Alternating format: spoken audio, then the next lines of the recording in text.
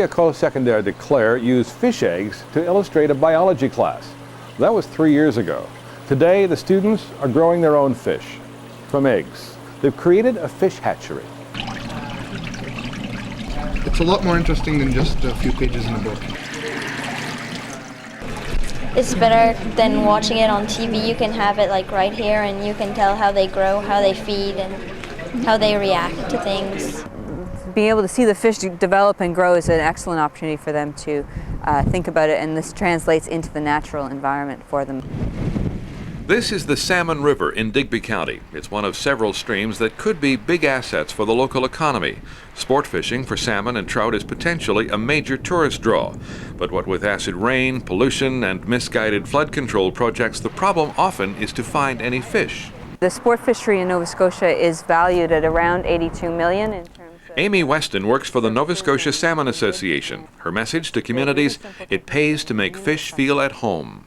They did work in Antigonish County in the West River system, and based on an economic model, they felt that was determined the restoration came out to about $13.29 per square meter of restored habitat in a system. So when you're doing a live restoration, it translates to extensive economic benefits to an area. So it's good sense for Ecole Secondaire de Claire and Meteghan River to teach respect for fish habitat.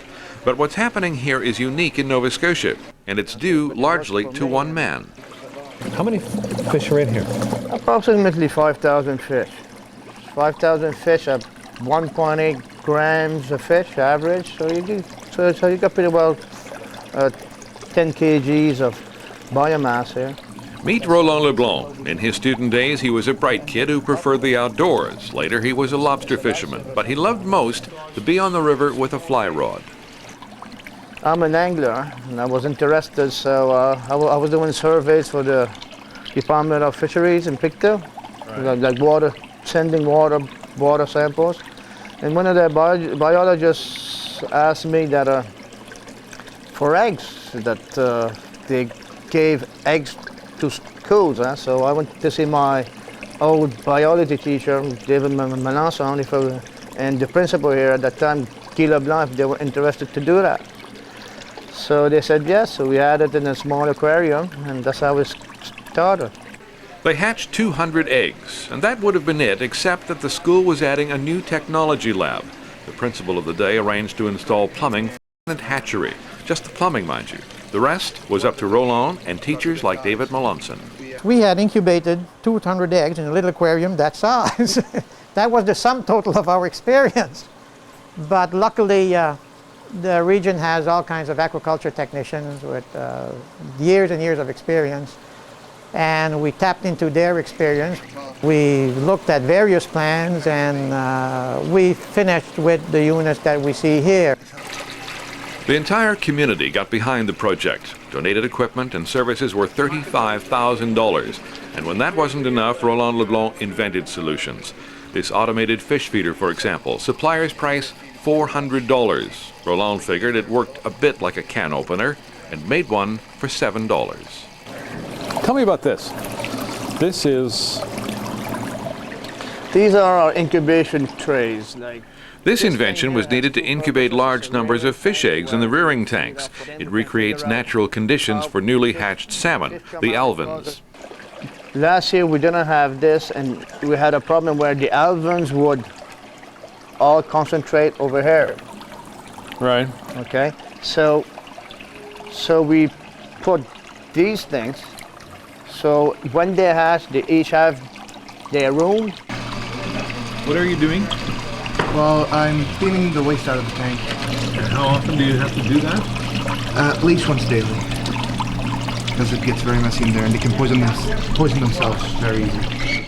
What makes it work? Well, the physical installations here, really. Like you have, they can see real fish being raised from egg to almost to a smolt in the rearing tanks. Mark Poirier teaches in the technology lab. To go with the hatchery, he's creating an interactive computer-based course on the life cycle of the salmon. He hopes to make it available on disc to schools across the province. What's the reaction of the students? I find they're taking to it. Like it's kind of impressive to come into this big classroom and see our aquarium we have there, and like I said, like live fish in it. No, this isn't Funniest Home Videos. It's a fish egg expedition organized last spring by Roland LeBlanc, Dave Melanson, and other members of the Salmon Association. The object was to collect eggs from trout and salmon genetically adapted to local streams. When you transfer fish, there's two critical values that you need to know. You need the temperature. You have to be pretty well at the same temperature from this tank to where you want to transport them around the river. If the temperature, there's too much of a gap in the temperature, you can choke them. It will cause death. And the pH, which is the amount of acid in the water. And now, fish hatched from the eggs can be returned to the streams. Today's project is to transfer these little trout to a holding tank by the Meteghan River. What started as a program to promote student awareness has come full circle. It's now adding economic value to the environment. Dave Melanson. Let's say a U-fish person came here to buy those 5,000 fry, he would probably have to pay around $1,500.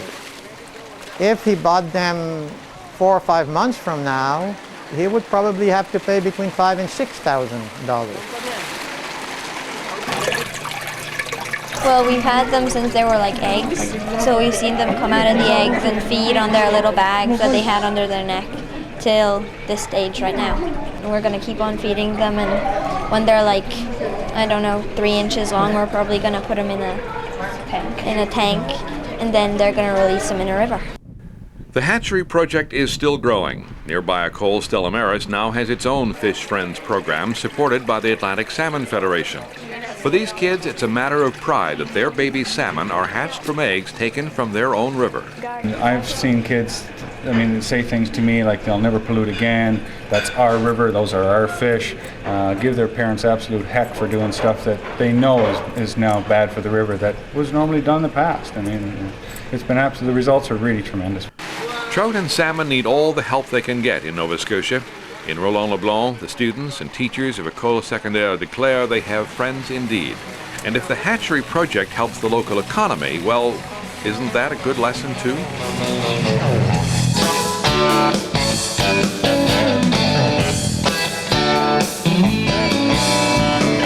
Coming up next,